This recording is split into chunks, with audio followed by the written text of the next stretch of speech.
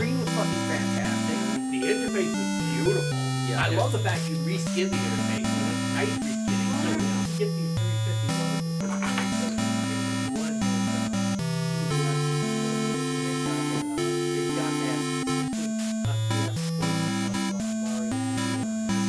All right, well, so here, Ron, what you gonna start? Yeah, this guy. This Start has to the be pre-roll. off.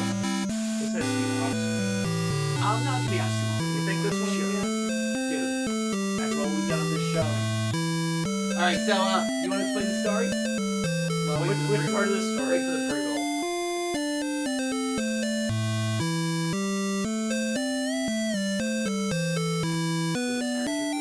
Yeah. No, shoot.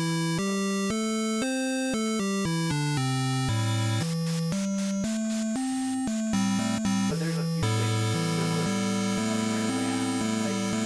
Like all-day story. Yeah. Like each floor has a little bit different. It's all kind of like one business. Yeah, the trigger hobby shop. Okay, so Ryan, you like Yeah. while we're already on pre-roll, this is a good thing to do pre-roll.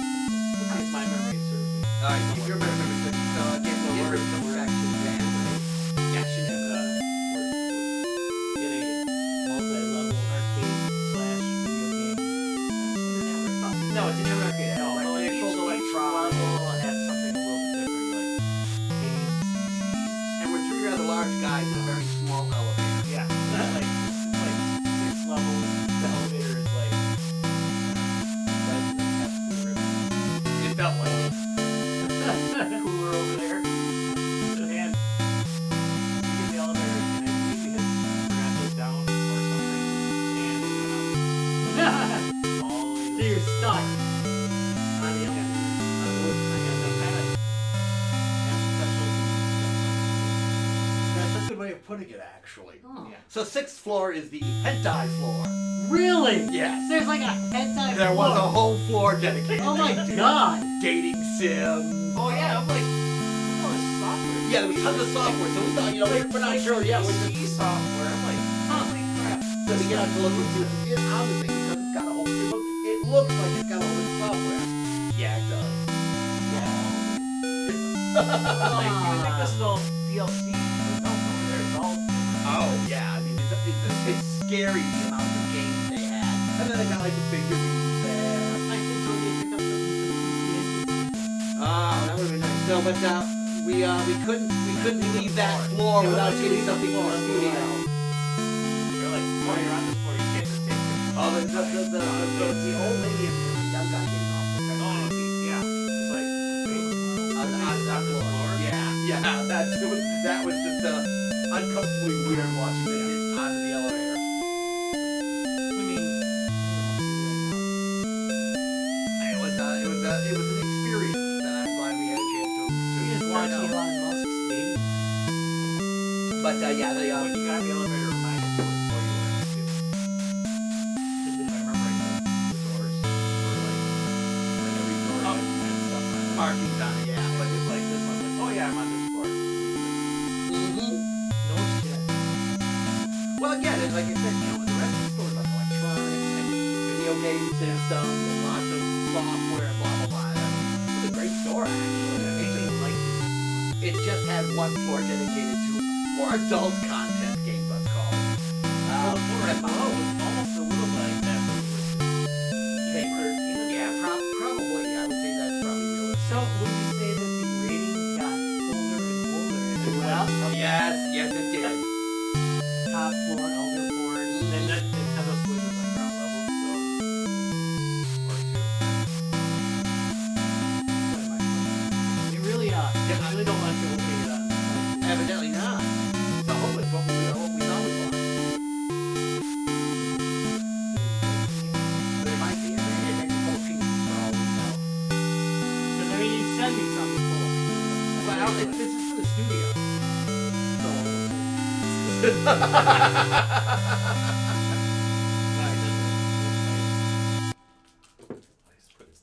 Do I really want to do that? I don't know. I knowing where it's been, I probably would put my mouth It tastes on like it. sex. No, it tastes like desperation and masturbation, but that's a whole other issue.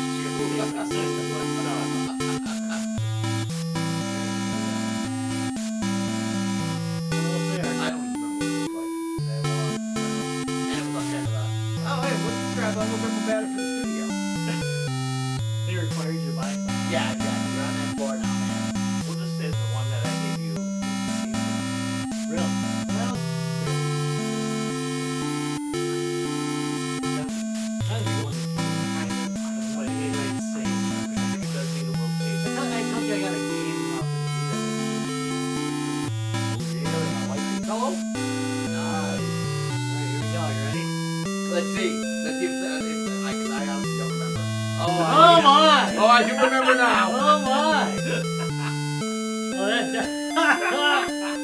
definitely needs Family friendly. Like this show has ever been family friendly. Well, are you that bad? In this room for a day or two, it's gonna like Oh, that's Nikamuchi.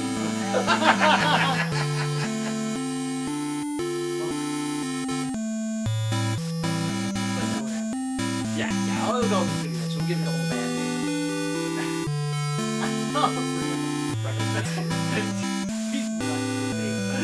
I'll make a couple little I am so Oh my doing god, that. you gotta do I it! am so doing that. You gotta do it! I would make 2 little G2. We'll hang it on the back wall here. I'll move over here. Sign over Perfect. here. Hang it there A couple of G2B with the stickers on it. G2B stickers. That's perfect. That's perfect. Hey, I suppose you should start this mess, Rob. I suppose. I think we're going. I mean, everything appears to be green, so that's unusual for us. I hear anything. Did I? Posted. Live from the 6th subfloor basement of the Guys Games and Beer Towers. It's the waifu theater. The Guys Games and Beer. The waifu floor of the Guys Games and Beer. How's everybody doing? You know, again, it's Most chill opening ever. yeah, I Yeah. you know, it's kind of low energy now. I'm not gonna lie. I was kind of dying today at the office. First day back after a week off for Christmas break, and then before that again our trip. So I haven't been in the office much this month. So it's been, December flew by, Oh, and it's like, Yeah, it did. I'm gonna put this over here so Just it doesn't feel get beer nice. on it. yeah, I don't want beer in that. I mean, I'm okay with it flying by actually. I mean, again, 2023 hopefully will be better. It's gonna be busier. I was working out our calendar yesterday. Fuck, are we booked up? Yeah. I mean, Midwest Gaming Classic, Man with Power, Game Hold. Just those 3 shows alone could keep us busy for the year, not including Phoenix Con. There's another charity gaming thing that wants us to attend this year, and all the other things on there. And that's just big conventions. I love it we're when doing. charity gaming plays say, oh, yeah, we should get Guys Games and Beer on there. That sounds like a great idea. Hey, again, big shout out though to MGC. Thank you guys for the really Yeah. nice shout out. Thanks very much. Hey, they That- got the logo right and everything. I know they I'm used the very new logo, impressed. everything. It was. We're gonna get Matt with Power to do the new logo too. Yeah, that's true. I, think, I might make a Mad with Power type of logo for it. Oh, that wouldn't be bad. We're gonna So act- look that'd like be a cool. Yeah. Max cutting through it. So I'll start talking about it now because, as I always tell you, tickets sell out. Get your tickets for MGC as quick as you can. It's going to be bigger and better, and we're going to be a whole lot bigger and better this Yeah, year. it's gonna be a banner year. Yeah, it is. Get your tickets for Mad with Power as soon as they're available, because they're also going to sell out quick. Bigger venue this year, but holy crap, wait till you see what we're doing there. We may have picked up some new things that in Japan that will be making an appearance at both shows. And I've got some cool other projects we're working on that will be you'll see at these shows. So keep an eye out for that. Hey, so Rob, why don't we break into this Beer court. beer court? Ba-da-bum. Ba-da-bum-bum. Ba-da-bum-bum-bum-bum. Ba-da. Welcome to Low Effort Beer Court. Okay, so so we every year for I'm in the Christmas wrong chat. we throw a party called Island of Misfit Toys, Yep, that's true. and we had actually bought some beers for it, but this one didn't get drank, so I bought it here Oh, so we can drink it here. this wasn't in the flights? It was not in the flights. It's a Belgium ale with Carmen raisins and holiday cheer. I don't know what the fuck. Holiday cheer. I don't know. This is a Dolly for Sue Belgium ale. Who is the brewer on this stuff? I didn't even look at that. Obscurity Brewing. Obscurity Brewing out of Elburn. Elburn. Okay. Obscurity Brewing. I've never heard of them before. I don't think we've ever done anything from them before. Holiday cheer. No condoms and plenty of regrets. No, that is holiday That's cheer, holiday man. cheer right there. So this is a Belgian ale with a 7.2. So it's getting Yeah, up it's there, up there. kiddies. Yeah. So they did a whole series of Island Misfit Toy beers. They had like an IPA, which we drank up, by the way. Surprise, surprise Yeah. there. No surprise. They had a milk stout. circus. And they had, what was the other one? A milk stout with IPA. This one, there was one other one. I can't remember what the last one was. But they made a whole series of these. We tried them all on the flights. Most Most people liked them. they like the IPA. I think the The general, IPA did well because it wasn't very IPA-y. No, it was not. It had the hops, but they finished off quick. All right. So let's give a Dolly for Sue by Obscurity Brewing. All Try right. it here. Hey, that's remarkably strong. That is remarkably strong. I can taste the alcohol on this one, It's kind of milky. even for a 7.2. It's kind of milky too. Really, you getting that? I'm getting a milky taste. Is it just me? I think it's the caramel. Oh, It probably Okay, is. yeah. Okay, I actually do get the caramel raisin in this. I get the raisin.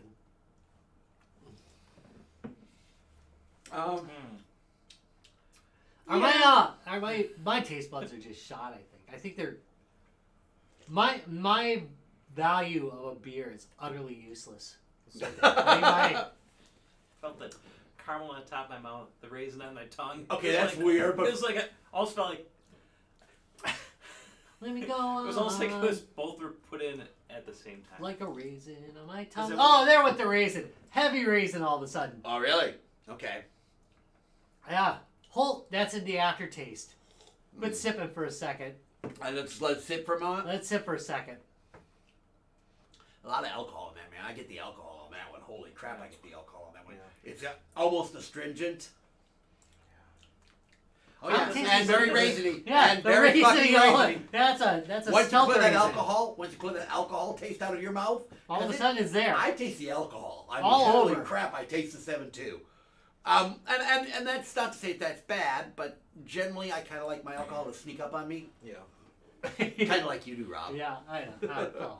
I don't know how many Gosh, things sucks. have I raisins tried. in it, but it is a grape, so does it kind of like Up the alcohol Does it- content? I don't know.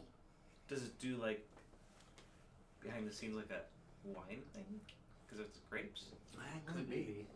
Could Maybe be that's why. what that is. Maybe it's a winey taste, not a. Yeah, it's a Belgian ale. You get that taste anyways. Mm, all right. here. Well, let's do the usual questions. Dallas, it's Christmas party. You see a Island of Misfit Toys Dolly for Sue Beer. You grabbing it out of the party cooler, Well, I ran into that situation actually at your party. and That didn't happen. that's why I still have these, right? That answers that Honestly, question. it's like here, like this is the typical situation at these parties. You have these. Yeah. I'm like, okay, and then you have this. Yeah, Yeah, you're it's drinking just beer and then you convenient, have the you know. sipping beer. So the party Yeah. cooler, yeah. All right, Ryan, how about you? You're at a Christmas party. Probably past this one because of the raisin. All right, Rob. I'm fine with it. You know, it's fine at a Christmas party. I think at the right party, it's fine. It's different. I hate to say it, it's the alcohol taste that's putting me off on this one. It's Right. got a really alcohol-y taste to Good it. that I'm not getting much of an alcohol taste. Yeah, well, like you said, I'm shy. you kind of killed the taste buds. So no, it's a little too boozy for me actually. I mean, Yeah. and boozy by boozy I mean astringently boozy. It's like, man, that's all. It's definitely like you said, boozy, and I definitely taste that it's an ale. I definitely know it's Oh an yeah, ale. yeah. But like No. you said, if you let it sit, you actually get the flavors out of it. If you Yeah. stop sipping it, but as Right. soon as you sip it Oh, again, if it's you're like, sipping all it, I it's- taste is the alcohol. All right, Right. well, let's go around the I didn't thing. straight run it. Ordering at a pub. No. All I right. can't imagine this being a. Oh yeah, there's the yeah. See, if you take 2 sips, if you go and take a couple sips in a row, you get the astringent. You get taste, that, yeah. You get Yeah. that which alcohol I didn't taste. do. So Pub. No, I think I'll pass on this one too. Yeah. Rob. yeah, I'm a pass at the pub. I'd have to be very Christmassy that day to. even. There's There's the IPA. The IPA was really quite good. I hate to say it, I don't have enough holiday cheer to do this. The Yeah. IPA that they made was Yeah, quite that solid. one. I'd go for that. This is just too boozy for me. Yeah. I'm very surprised at how the flavor profile on this one changes with subsequent sippings or not sippings. If you drank this really slow, I think you're probably okay. Right. But if you're like just If you're from at the beginning of the Wisconsin. day, Right. if you're at the beginning of the night and you're heavy hitting to get into the zone, Yeah. Right. I love how Wisconsin this is. By Yeah, the way. that's yeah. I'm drinking heavy earlier because I want to get relaxed. Every once in a while we get watched by Germans and they'd agree, but that's All right, well, let's go ahead and put this one to the vote. All right. 3, 2, 1. Meh. Yeah, that one, it's not. It wasn't dumb. It's Too not heavy, bad. too much. It's just not nothing I would run out of my way to get. So, Mm. Judge Rob, I mean, besides it's got that great little doll from Island of Misfit Toys on the front of it. Why don't you Speaking pass of- verdict on this? On this Speaking of beer? on the charges showing me where on the dollar touched me, I find it guilty and sentence you to Drinking! Drink it. Or at least sipping. Yeah. Sip it. Yeah. Sip it. Pinky's out, folks. Pinky's out, pinky's out. Like you said, if you sip it, it's okay. But you gotta sip It and really is. stop It's for a minute. It's a sipper. Yeah. You gotta sit and stop for a And minute. let the flavor kind of wash over you. Then it's okay, but if you hit it like 2-3 times, it's gonna I agree. I didn't taste the astringent because I was sipping it. Right. So if you. But if you gulp it, or Yeah. you hit it hard, yeah, it tastes a lot like what I imagine rubbing alcohol would taste like. Yeah, very much so. Yeah. Very much so. All right, Rob. Hey, we actually have a topic for tonight. Oh yeah, wait. Wait. We got one more thing. Oh, yes, we got do. one more. I'm enjoying that naked. We got.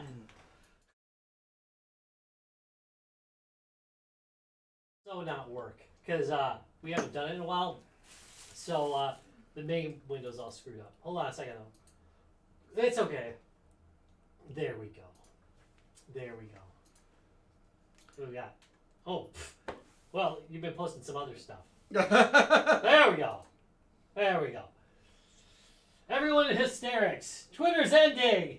It's going down. It's all over. No more Twitter. Jamaican coded alien who landed in my backyard. I ain't doing it.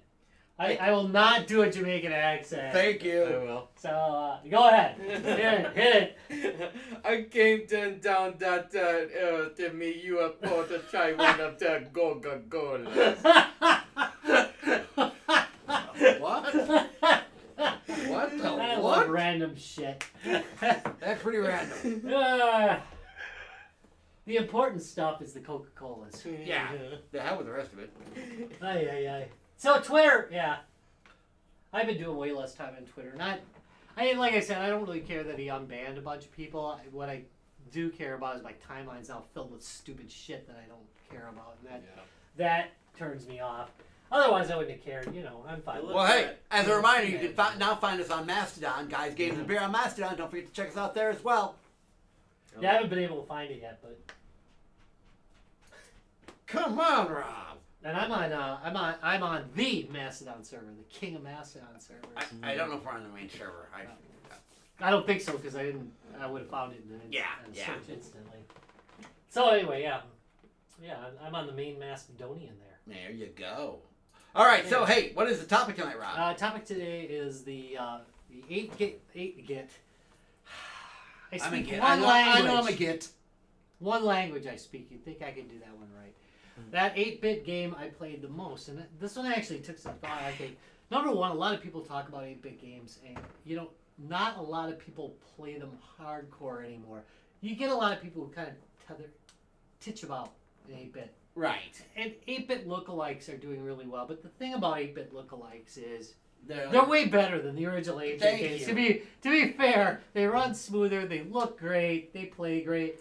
But the 8-bit universe, it was a mixed bag with a lot of it being kind of crappy. But that said, there's some great games to be played. Oh yeah. And I could think of probably I actually could just keep going with great 8-bit games, but ones that I played a mega amount of, like you play a game these days, You know what I mean? Like severe hours into that wasn't as easy, but I did actually have a couple. There's some that started my life pattern of gaming Not wrong. finishing games? Yeah. All right. All right, well, Not who wants to finishing. start this mess off? I have a really weird choice. All right, well, let's Wow. start. Yeah, well, you're I like starting it. us off then. So when it comes to the idea of an 8-bit game and what I really invest my time in, it's a very inconvenient choice, first of all. Well, I mean, so I was born in the late 80s, so, you know, I came at the very tail end of the 8-bit craze. It was like, you know, when it came to actually gaming, it was like right there between 8-bit and 16-bit, so I didn't really have an 8-bit game I latched on to in hardcore. However, there's one game that came out just recently that might fit in that aesthetic, that I think you'd be interested in if you have VR. So at Land Jam, Matt and I were talking about VR games, and he recommended Compound. And he's like, you gotta try this. Like, there's at least a demo on the Steam store. It's a roguelike first-person shooter. Okay. But it's all in 8-bit graphics. All right. It's got a very retro 80s, 90s sort of synth vibe to it. Aesthetic going on. Well, you Yeah, did post it, by the way. Yeah. All the textures Oh, it's are in 8-bit. Nice. Everything's in pixels and voxels and things like that. You got like flat sprites like in Doom. All right. It's got very much like a Doom Quake sort of aesthetic to it. Yeah, I all like sorts this of, look. Yeah, all sorts of weapons, and it's cuts the bullshit. All the controls are easy to use. It's really fun to play. The weapons are really fun to use, fun to reload. You can collect some mutators that make you do different things. You know, like get more enemies or auto reload, shit like that.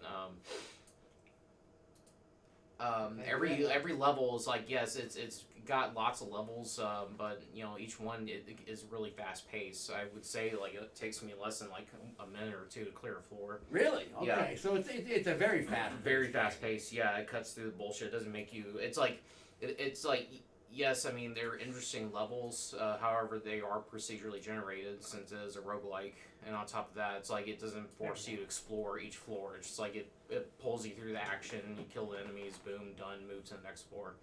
You know, like it's just doesn't fuck around when it comes to that. Like when it comes to the level design, the controls, the aesthetic, the music's wonderful. It's got this really pumping synth soundtrack that it's not just some, you know, they're not just going like for some sort of cheesy 80s sort of vibe or aesthetic, you know, like vaporwave and shit like that. They lean into like their instrumentals and stuff like that and create like a hardcore sort of like a vibe to the music. The way the graphics and everything work, it makes you feel like you're in a comic book or you're actually a character in a video game where you climb this tower, fighting this corrupt corporation, almost like, you know, like Die Hard in a way, but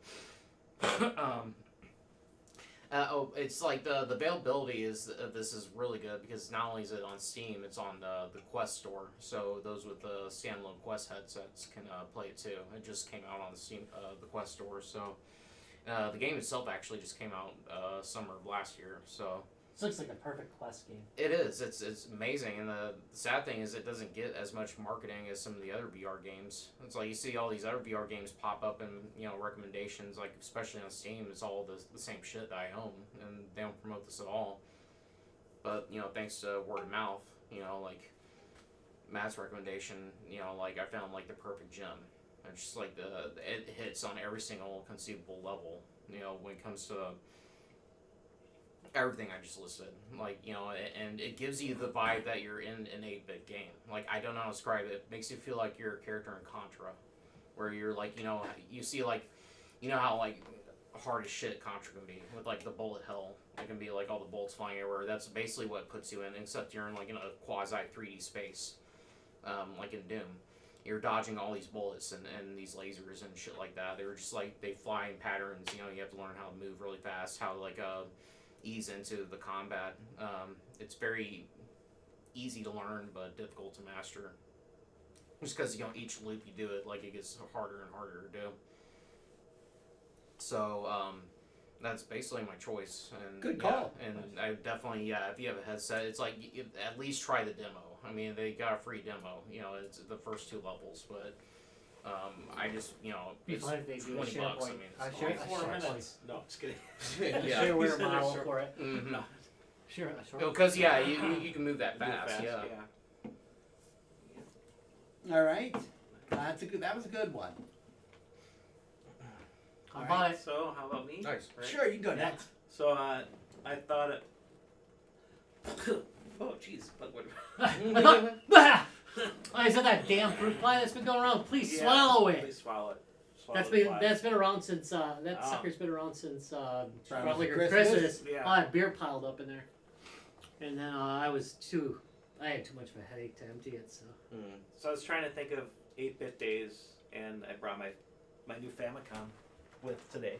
'Cause it yay! reminds me of 8-bit. That's Well, it is 8-bit. Yeah, It is that is But very it just 8-bit. reminds you, like, all the games. So I thought of all the games I had for consoles, and then I thought about the Commodore, and I don't know if you're hoping for. Well, I guess it was on Famicom too, but I thought of all the games that I played where it's like it's just. I've never been the best gamer. That's the way I kind of look at it. So like games where you have to get great scores or, get to the end. Like I could play Super Mario Brothers a million times, but I'm always gonna struggle at level Yeah. 8. So yeah, I put a lot of hours in that. But when I go back to like Commodore 64 days, I think I spent a lot of time on point and click adventures. And I was thinking of the one that had a lot of replayability. That was the Maniac Mansion for me. Woohoo! So point and click adventure, Maniac Mansion. Was that Lucasfilm? I always forget That's if LucasArts, isn't it? One of LucasArts, their first, one of their isn't early it? Yeah. ones, because there was Zach McCracken and Maniac Mansion. And, I like both of them, but I think Maniac Mansion had a little bit more. You can go back to it. That's the way I felt, because there was always somewhere to go around and look, and try and find other things that you could do that would give you weird results with clicking on this, will let you do something. So I was always trying to find maybe something new in the game, even though I could beat it. So let's see, what else did I look up about that game? Oh yeah, because you had the different kids. That's what made it replayable. You had different characters you could play as. Oh, that's nice. That 'cause you had was was it? That's not David. No. Day of the Tentacle was the sequel to it, right? Yeah, Yeah, because I love Day of the Tentacle. That was like. but that jumped to 16-bit, didn't it? Yeah. Yeah. Yeah. I'm trying to remember the name of it. Yeah, Day of the Tentacle. I So actually the- finished that game a couple times. Yeah, because I thought of like action adventure games. I was never an RPG guy. I know you can put a zillion hours into RPG games, You can. but those never really did it for me. So Oh. these kind of games, the point and click, 2, 3, 4 times I could play it Right. here and there. I think when I did get the Day of the Tentacle, at one point I went through it again because it's like I don't remember this jumps over to the PC days. Remember you buy like 6 games for $20, and Yeah. they'd come like without jewel cases, and they would just be like placed in the In the in the cardboard. box. Yeah. Yeah. So I remember like Day of the Tentacle was one of those with a couple other. That's how I got it. LucasArts Like games. the LucasArts best whatever. Wish I had some of that stuff, but I'm sure I just like. Yeah. They gave it to me as tossable.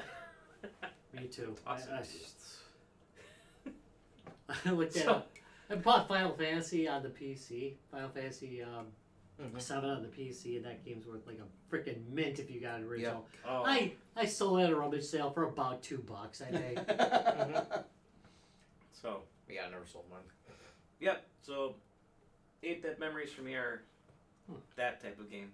Those are good 8-bit memories actually. Again, it's Tom was Porn Olympics, by the way. I just Mm. he's still alive, but Porn and- Olympics was his main. Was game that on Commodore 64? You bet. Well, I mean, Leisure Suit Larry was a point-and-click Yeah. adventure too. I mean, But Porn Olympics was What's so that? much Just- further. Yeah. Went so much further. It was decathlon. With, Oh. yeah. Yeah. That's Not good a stuff. point-and-click adventure. It was Not Well, You point. There's pointing. I guess if you were too hard on it, some things would be clicking. Yeah. Yeah. Yeah. Okay, so I'm gonna go way back. So my first, the first game I really got into, and this is not my choice, but I'm gonna mention why because it kind of brings me to where I got to. My brother had an Apple II at the time, and we played a lot of Ultima. Yeah. So absolutely loved that game, great game. But being a poor white kid, I didn't have an Apple II. I had a VIC-20, Yeah. and there were not a ton of choices for it. It But- loves you. But there were two games that came out that were D&D based games. And again, I was a big D&Der at the time. So, Temple of Apshai, Yeah, that was a which good actually one. didn't come out for the VIC-20. It came out for the PET first. And then Sword of Fargle. And these were both by Epix. Sort of Fargo had a re-release on the iPad, which is amazing. I know. So so actually of the two, I think I prefer Sword of Fargle a bit more for gameplay.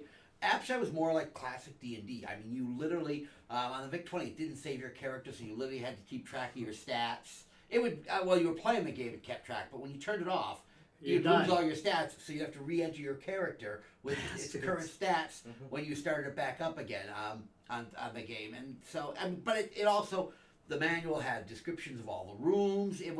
But it was a much more limited one, whereas Sword of Fargo was a good dungeon crawl.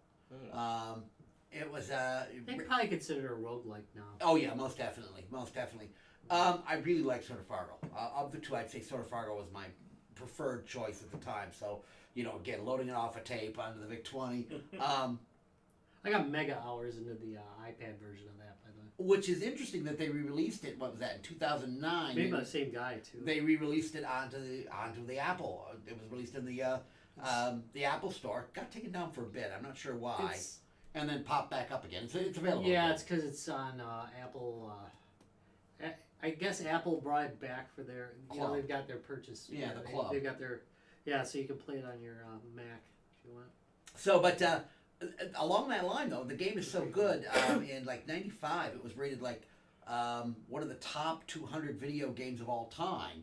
It was like, I mean, it was down there. It was like 175, but it was that good of a game, that much of a game changer when it came to playing. I mean, you got to figure it came out in '82. Right. So, this is kind of in the early days of 8-bit gaming. But it really played exceptionally well. I mean, the combat system was nice. It's fairly automatic, but it used your stats. It had not fog of war, what would you call it? Where you could only see the dungeon part that you were walking. They call it Fog of War now. Yeah. They just called it.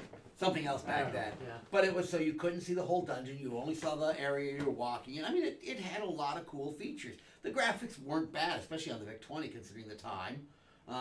It got re-released for a lot of other systems. What other systems? I know It was on the 64. It came out on the obviously. It shows up 64 on in 64 '83. stuff. Let's see here. Hold on. Let's see here. What other systems did it come out on? Probably came out on a bunch of stuff because back then, man. Oh no, it only came out for the 64 and the VIC-20. Huh. And then was re-released on the iOS. Well, that's interesting because Temple of Apshai, if I remember, came out on like a whole bunch of systems. Yeah, the Apshai was huge. That was a huge one. Again, an Apshai was probably more D&D like than Sword of Fargle was. I think Gateway was the one that I was heavily into. Gateway of Apshai. Yeah, Gateway to Apshai. That's the one where you had to have the book. 'Cause Yeah. it had descriptions Even in Temple it. of Apshai only came out on the TRS-80 and the Commodore PET. That's hilarious. Oh no, there was which one do I have? It showed up in the trilogy later. Yeah, no, right? it Is that was what also happened? out on Commodore, on the Apple, Atari 8-bit, IBM PC. Yeah, Apshai actually came out on a lot of systems. I gotta check that again on this one. I thought it came out. I thought Sword of Fargo came out for more systems than just the VIC-20 and the C64. But it is certainly looking like it only came out for the C64 and the VIC-20. That is really interesting. And the iPad and the Mac. Oddly Yeah. enough. Yeah. Oddly enough. Did Jeff McCord, who also worked on Temple of Apshai, by the way. That makes sense. Yeah. There's a similar play mechanic there. There's a certain Gateway brutality. website. Yeah. Yeah, Gateway's the one I Yeah, used to that play. one- That's, Had the book. I think that's when I have the It's only great with the book. ColecoVision. I love this. It comes with So- the book on the Coleco. I don't know. The reason it didn't come out on any other system, he wrote it in BASIC and sprite-based graphics. Yeah, that makes sense. So that's why it never came out. You on break anything into a else. lot of games, remember? Yeah, Um, it often and then did. they put that rem, like shift delete or whatever, to try and hide their code, but you could just delete that line. Right. And then And all the code would show yeah. up. Yeah, no, like I said, it's interesting that yeah, again, it was really well reviewed. I'm sorry, it was one. It was one of the 150 best games of all time. And it's in basic. Roguelike Basic. classics. Real basic. Yeah, evidently. Real basic. But yeah, no, it was a solid game. And then again, the thing was for the VIC-20, you got to remember this was a minimal memory machine, and so it was you had to have things. It's pretty impressive, actually. that they did that on that machine. Yeah, because I ran it out of memory multiple times writing stuff. Mm-hmm. I'd be like, why am I doing this? I got the Commodore 64, and I'd pop over the 64, because I had the 64 before I had the... Yeah, so the base memory on the VIC-20 was about 3.5K left after you booted the basic into it. So the fact he did this on that That's small of a machine with decent graphics for the system and not a bad game is pretty freaking impressive. So I'd probably put the most hours in on that one. That was back in the day when I could actually sit and play games for hours. Solid game. Yeah, it's a solid game. Again, well reviewed, and you can still check it out nowadays if you have an Apple Store subscription, evidently, or whatever they call the Apple Club or whatever. Yeah, Apple players. It's the sneaky. It's sneaky because it's going to be the thing that brings Apple into gaming eventually. Yeah. Probably will. Oh, all right. It's interesting. You gotta remember the way to get multiple hours of gaming in again is to get COVID. Yeah, that's true too. Yeah. Yeah, so make sure whenever So if you you know know- somebody with COVID, lick their face. Just lick. You'll get Come over. if you just quarantine gaming. That's how you do your own quarantine gaming. I won't say that. Yeah, some surgery too. I- Surgery helps. Last week was various LAN game parties. Went to NetFest and put in a shitload of hours on the new Warhammer 40K Martyr. Yeah, you suckers got me into that. I saw you play it. I said, good. "Oh, it's only like $10 or Yeah. something." I'll grab it. Oh man, I lost a day to that. That game is really That's good. great. No, it's really good. It's Great. basically Warhammer 40K Diablo would be the best way to describe Mhm. it. Oh. It plays exceptionally well. It's great on the Steam Deck too because you can just use your controller. And Oh, that's it really just odd. works That fine. it is. It'd be perfect. Yeah, it works great. Perfect game for that kind of controller. So yeah, that's a really good game. I really did enjoy that. I played a shitload of it. I'm amazed that doesn't playing get more it price. as a portable or as Portable. I played Or it. is Yeah, it- you yeah. can play that one as a portable Yeah, really you don't need a nicely, mouse. actually. I can see that one on the Steam Deck really nicely. I mean, Diablo plays pretty well with 2 joysticks too. It really is. It is Diablo. Warhammer 40K Diablo is the best way to Yeah. describe it. It really plays. I like actually Diablo looked to did. see if there's any sequels or prequels or anything to that I could grab, but there wasn't anything. No, not yet. It's its own thing. But it's really good. It's really I good. love all the items. Oh. Yeah, Yeah, it's great. and the character development is good, and actually the story mode on it's pretty darn solid. I was playing mainly party games because we had a group of people playing it, but it plays really well. Yeah, that's pretty funny. Yeah, I thought the story was pretty good. The too. story is solid. Great. I mean, Great story is- storyline. Yeah, it's got a really good storyline. Yeah. So that sort of Fargo is my choice. Again, Solid stuff. it was solid stuff, and again, when you got a VIC-20, which was it was a good gaming machine for its time, but it wasn't the most powerful machine out there. It had certain advantages over other gaming systems or gaming computers of the time. As far as having the built-in color graphics, better sound, sprites available, which other systems didn't have. It could do a lot of stuff that other systems couldn't do, and a good solid basic built into it, which allowed this guy to evidently program sort of Fargo. Who knew? I didn't realize it was some basic. I hadn't really That's insane. didn't remember that. I want to look at that. Yeah, now I'm gonna have to go back and check. You don't it call out. it source code. It's just basic. It's By the way, basic. you just look at the code.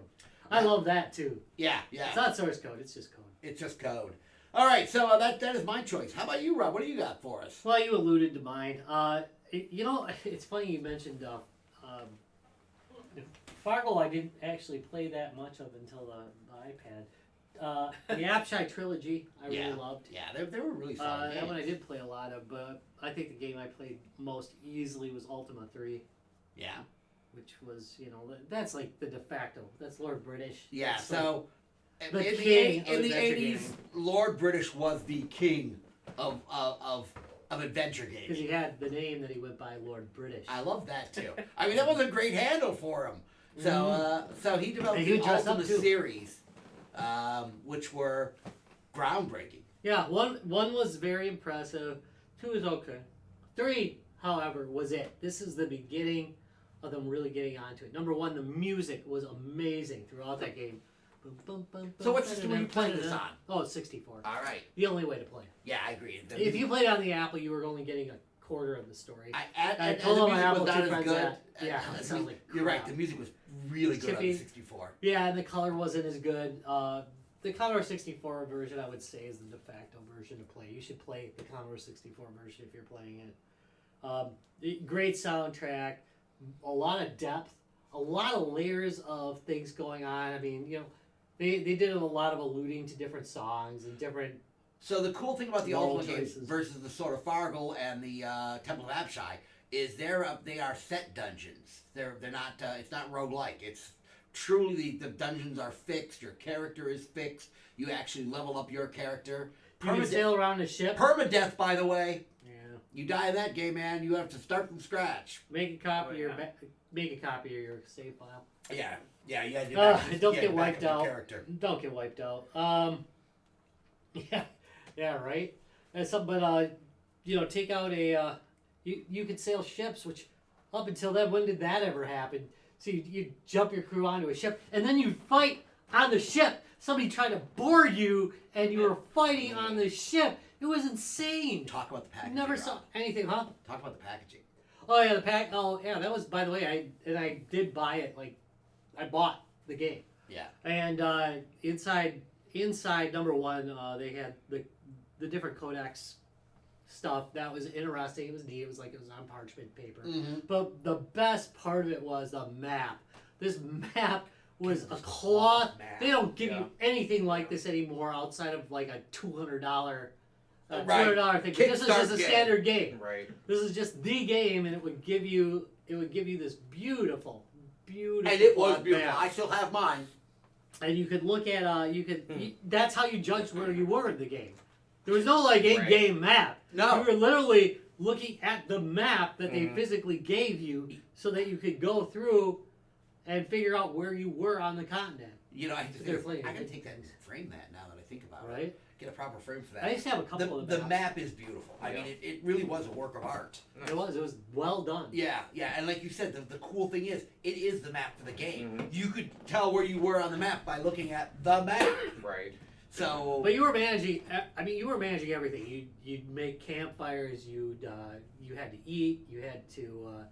You'd level up characters. Nice. The combat was turn based.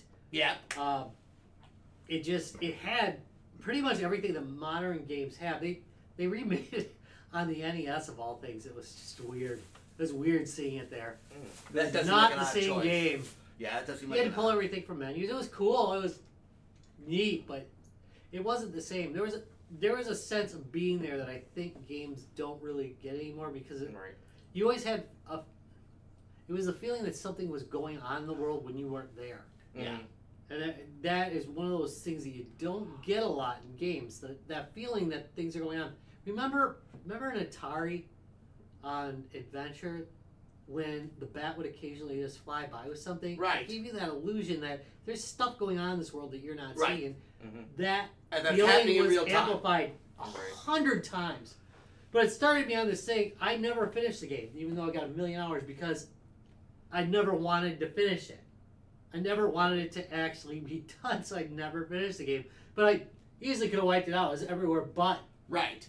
And I just loved it too much to want to see the end You of could it. just explore in that game. That was Yeah, another you one. could. It's I won't say it's open world, but it's pretty close to an open world game Yeah, where you pretty can much. just kind of wander around, go back Most to areas. go back to existing dungeons. Right. You know, things like that. It was pretty good that way. Like you Okay. said, you could sail around and My friend Mike used to try to fill continents with his with treasure chests. That was his big thing. And he'd own ships and line them up, and then he'd kill something, leave a treasure chest, kill something, leave a treasure Right. chest. Just insane. But you could just do stuff. It was the first time where you could just wander around kind of doing nothing if you felt like it. yeah. Unlike Ultima 1. Ultima 1 Mhm. was a much more structured You game, but gave you that same sense of things going on around you even when you're not Yeah. there. Lord British kind of got that whole concept going from the original one. But again, like you said, when 3 came out, 3 was that groundbreaking change. Yeah, I agree. It was, I mean, most people cite Quest of the Avatar as being like that Bellringer game, but I think 3 definitely was. Like weird things that you wouldn't see before, like music references. They had that reference to the Hotel California in there. Right. There was a lot of lines. I don't know how it happened. How did they fit all the text that went on in that game? On a Commodore 64. You probably look at it now and I don't know if you feel the same level, but boy, is there a lot of text going on in that game, and not JRPG style. I mean, like actually applying to what you're doing. There were side quests. There was things hidden. It was great. Oh, a city that would only show up at the right time of night on the right moon. Right. That's epic stuff, man. Deadly Nightshade, grass that would attack you, chests that would attack you. Oh yeah, exploding chests. Ugh, terrible, but great. Yeah, no, the game was just solid. Just solid. I'd cite that as kind of one of the best games of all time. I just think it was so well done. Play on the C64, Mhm. and if you have a C64, buy an original copy. Get the map. Now that I think about it, I gotta take that map out. Yeah, if you and don't have a frame mine. map, you're not playing the game. No. I'm sorry. It was worth it just for that map. Again. It's like it's Gateway to fun. Abshai if you don't have the manual. Yeah. Utterly So not the same game. as I was talking about, Abshai, the rooms don't really have much description in them, but the manual had a description for every room you went into, and it was a fairly detailed description, and there were clues in the description that you needed for the room, so you really have to play with Right. the manual. Yeah, you had to get the idea.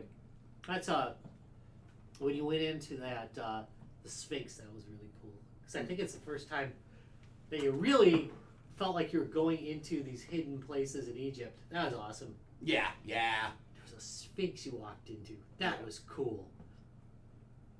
Now that's In 8 bits. Again, think about the systems it was done on. What else? I think that came out for pretty much everything, though, right? Yeah, that was out on everything. Apple II obviously was. I think it was that was its second biggest platform. The Commodore 64 appeared to be its premier one. It was pretty clear they spent way more time on that one than on the others. Yeah. Just because the color was so good on it, and it was just so well thought out for the platform. God, that probably converted more people from Apple II to Commodore 64 than anything else. Just seeing that game versus their pathetic version. No, it wasn't bad. It just wasn't the same. Wasn't the same. Anyway, That's a good one though. it's Now also I gotta go back and play it some it's more. also one of the earlier games with like an intro screen that actually had things going on. And Yeah. I remember. Yep. Very much so. Man, that game was good. You know what the Now I kind of feel like Game playing Boy Color version of this? It's probably the NES version, I'm guessing, where they all walk behind each other, JRPG style. Oh, it's a port, so it's not really. They turned Not it an into a original thing. yeah. No, the NES did have Ultima on it, Ultima 3, and I think they had Quest for the Avatar as well. But they JRPG'd it. So you had multiple characters in it that could move individually and could fight, but when you're on the over screen, you only saw the one character. JRPGs traditionally would have the characters following you as a representation. They did that to Ultimate. For whatever reason, it didn't do it for me. It didn't. That's just weird. It felt like a JRPG at that point. Why are you doing this? Why are they following? What's wrong? Later versions were pretty good too, but just saying, Blackgate was never as good as 3 or 4. Agreed. It was good, but Yeah, but that was definitely the game to have. I'm going to bring up an honorable mention here, if you don't mind. I suppose. Yeah. So I had a holy grail of games that I had to acquire because I didn't own an original copy of it. Telengard. Oh yeah. So going along the lines of Ultima and sort of Fargo and the other things, was a game called Telengard, which I actually got to meet Daniel Lawrence. I probably was 1980 when I met him at Gen Con. This was when Gen Con was still at Parkside, and we used to sleep in the halls and everything like that because there's no hotels. by Parkside, the university. But he actually got me an interview with Avalon Hill at the time because I had written an adventure game for the VIC-20, and he was very nice. But they weren't interested in publishing with the VIC-20. The VIC-20 was just out in 1980, so they weren't getting into that market yet. So he wrote a game originally when he was at Purdue on the deck, a D&D game, and then he rewrote it for the Commodore PET, which was at the time kind of the de facto home computer. Right. And he renamed it Telengard. Telengard was a random procedurally generated dungeon game, but was, again, based on D&D. He literally had written D&D for the deck. He couldn't use the word D&D because at the time, that was Dungeons and Dragons was out of Lake Geneva, and so they say 1982, but it came out before 82. No, maybe it was 82. No, it had to be earlier than 82. Because he was running it there, and I want to say that was 80. No, maybe it was 82. Looking at it. Yeah, no, maybe it was 82. No, that's 1982. Yeah. Yeah, maybe it was 82. Thinking about it because you figure, at that time I was just starting there, so yeah, that makes sense. So, but it was a solid game. Great guy who wrote it. He passed a few years ago. But Telengard was, I would say, my second as far as putting time in on. And there were versions for other computers. What else did it come out on? You see, I was almost sure it came out for the TI-99 because a friend of mine had that one. Yeah, no, it had Telengard, but he 280, Atari 8-bit, PET, Commodore 64, CPM, and IBM Basic. Yeah, so I'm guessing it must have been an Apple II version that Jeff had because he had that game. It was one of his favorite games on. We used to play it.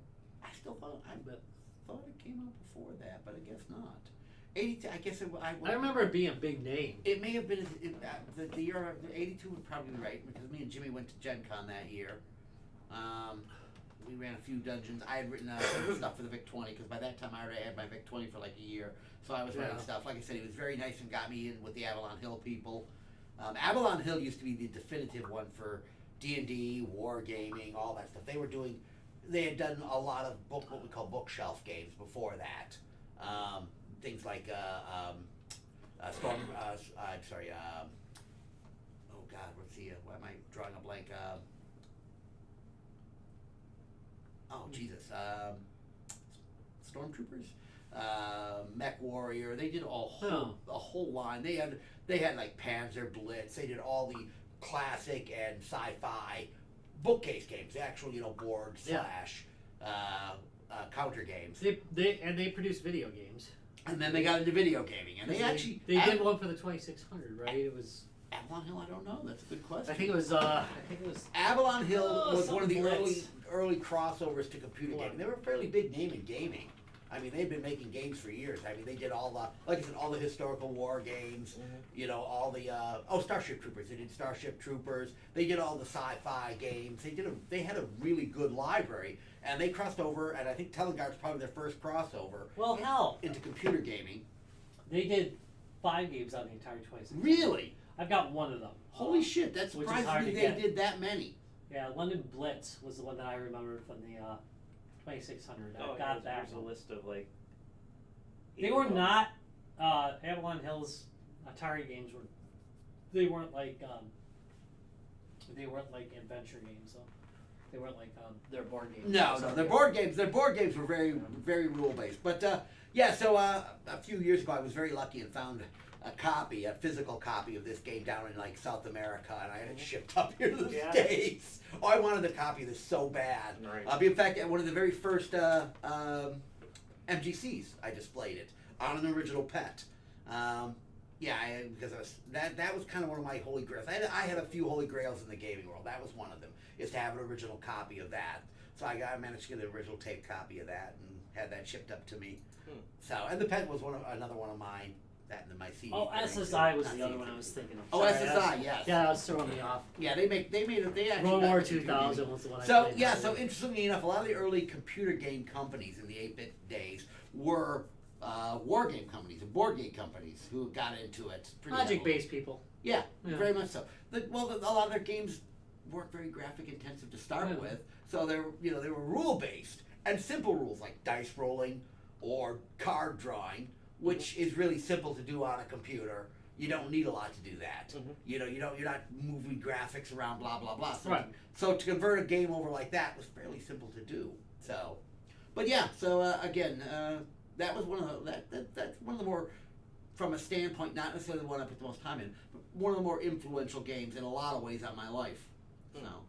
I played a knockoff of Operation Market Garden a lot. Yeah. Target used to. This is crazy. You want to hear some crazy stuff? Target used to have like a game development group that was tied to them. So there was there were Target branded games. Wow. Okay. And one of them was a knockoff of Operation Market Garden. It was remember Conflict in Vietnam? It was like called War in Vietnam or something. Yeah. But it was along that thing where it was hex based, but it was a lot more basic. Boy, I loved that game though. God, I bet. I wonder if you can probably find it. I'm gonna imagine that. Okay. It can be found. Now you've forwarded a game. I should probably bring up. You know what happened, by the way? When you loaded it on the Commodore 64, you get a Target logo. Really? Yeah. Okay, that's kind of cool. Which is pretty awesome. Okay, I think we need to do another honorable mention, Rob. What do you got? Mech Warrior. That's 16. Oh, that's 16-bit. Never mind. That's That's 16. 16-bit. We'll have to say that for the 16-bit. All right, we'll do that for the 16-bit. Because I probably have played that more than any other 16-bit Yeah, I was game. just gonna say that one. I've definitely Through played the more. years. Yeah, I didn't even think about that one when I was doing this. Well, probably because it was 16-bit. I wasn't really concentrating on the old Victorian. We could do a days. thing on Mech Warrior and the weird friendships that makes. We literally, Tony and I met a guy when we were hanging out at Denny's one night, and we ended up going back and all playing Mech Warrior. Okay. Mech Force, sorry. Mech Force. We I ended up said playing Mech Mech Warrior. Force, Yeah. which is hilarious. It is great. We're all just sitting there playing it. Oh, it's such a good game. We'll get to that later. So yeah, so that's actually a good roundup, guys. I think we kind of covered these. The whole, well, besides being your genre was a bit the same, but that's because in the early days those were the more, Well, you'd spend a lot of time on those games. yeah, those games actually took time. You know, unfortunately, all the other games were just kind of short, quick plays, especially on things like the 2600 and the even the video games back then didn't have a lot of depth, so you Right. didn't spend a lot of time. I mean, it wasn't until the 16-bit age that things started getting a little bit more depth. Then you can get some really serious, like, weird stuff. Yeah. 16-bit era is weird. Yeah, there's a lot of weird games there. But that's a whole other show. That's a whole nother show. So, Probably coming next month. hey, that wouldn't be bad. Yeah. So, what else we got going on, Rob? Well, next week we're back to gameplay for about 3 weeks. Oh, hey, speaking of gameplay, so as you noticed, we did a bunch of Atari stuff on this. So, yeah, I went ahead and ordered one. The three of us did. Apparently there were only 50 available. No, evidently, because they did come up with sold out after we got ours. Well, I saw a Reddit post and everyone's like, I bought one. And like, people were like, there ain't no way there's only 50 of these. Well, Right. okay. Maybe there's a disclaimer like 50 per state or 50. Yeah. Because, I mean, they did end at before 6 o'clock or something like that. Yeah, a few but- people did say they weren't able to get one, and it said they were all sold out. Yeah, they were all sold out. So, I thought so about grabbing a second one. again for that price, so they Atari VCS went on sale, and again I've loved Rob's VCS. It really does. It some of the games on it are great. I like the openness of it. It's going to go in my front gaming systems, which Yeah, is you can unusual just for me to put one Put there. whatever you want. Yeah, exactly. If you really want, you can make this into anything you want. But it's a solid piece of kit, and it came with the new style controller, the old style controller, and a really cool Atari hat. Which is the best part of it. Well, I'll be wearing as we walk around playing our own theme music. I will not, because those bastards didn't wait, give can me we one. have our own theme music playing on our hats? As we walk, I'm loving dun, this. dun, I'm loving this. If I can have my own theme Oh, music playing, they better have another hat deal. yeah. So it was just a really good deal for $189. So yeah, I wasn't planning on it, but I couldn't pass on that price. And I thought like it would have tanked the eBay market. And eBay is still at 300. So Yeah, they haven't caught up. Wow. They just leave them on there until people get desperate. But Yeah. they're not going to, because it's not a game system for the desperate. It's a game system for people who just have some money to throw around. That's Yeah, that's what it is. I mean, yeah, again, there's no problem with that. There should be, if you've got, if you've got the disposable income to throw at something stupid, go ahead, buy something stupid. It's not. I can't imagine it's going to be anybody's only gaming system. No. It's going to be for people who collect a few. Right, and want to do a little hacking on it because you know me, I always like to. But See I what guess I can can do. imagine if somebody hadn't been in gaming for years and they just wanted a recognizable brand instead of this alien ass Xbox or a PlayStation. Maybe it might appeal to them, And it's the fact is maybe they don't play that many games, and all those games are curated, so you can play a bunch of curated Atari That's games. a good point, and again, I did pick up the Atari 50th on it. we have not hit a bad title on it yet. That's because I curate. Okay, There's well. shit titles on. Okay, well, No, actually, most of them are really good. I've only played one shit title. On they it. are solid. Okay. I've been very happy with the titles on. To be fair, and even that one had some redeemable qualities, and I hear they updated it, so I'm gonna go look at it again. All right. All right, So Rob. that's it. Why don't you take us out of this mess? That's it. You made it through another episode of Guys, Games, and Beer, as always brought to you by Lionheart Racing. Lionheart Racing, all the joys of racing without the raw hot dogs. Next week we'll be on to some gameplay. We're gonna take a look at. We're probably gonna look at a game from the Atari 50th anniversary, and we'll probably do that as a theme throughout the month. The Atari 50th anniversary is probably one of their best productions in the last decade, I would say. It's better than it's better. I really have liked the Recharge series, but I would say that as a value, the $40 or whatever, $50 you pay for that game is super worth it. It's got some great stuff in it, so it's gonna be I'm fun. looking forward to playing mine. Now that I have it, Now you have it, yeah. that I can take it home. I was kind of sad because it's like I went through all the videos on it during the week when I was off. It was enjoyable. On Monday, went through all the videos. Nice. It's really nice. You can play it on a timeline. You can just play the games as you want to. You can do whatever you want. And there's unlockables. Yeah. Yep. And the VCS has an extra one, just so you know. So you're gonna rebuy it like a sucker on the VCS, aren't you? The extra unlockables. They did tweak it, and my God, playing Pong with the twist. That's heaven. I actually masturbated at the same time. Charlie hadn't hold it. So well, that could go two ways, can't it? Yeah, well, that anyway, good. That all right. good.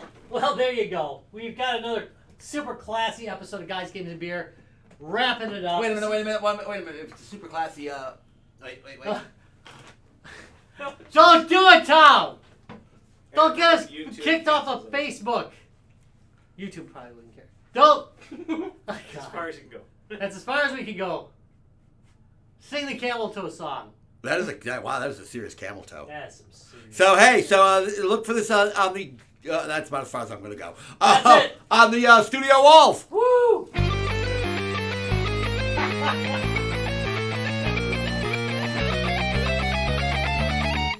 Guys, Games, and Beer. Oi.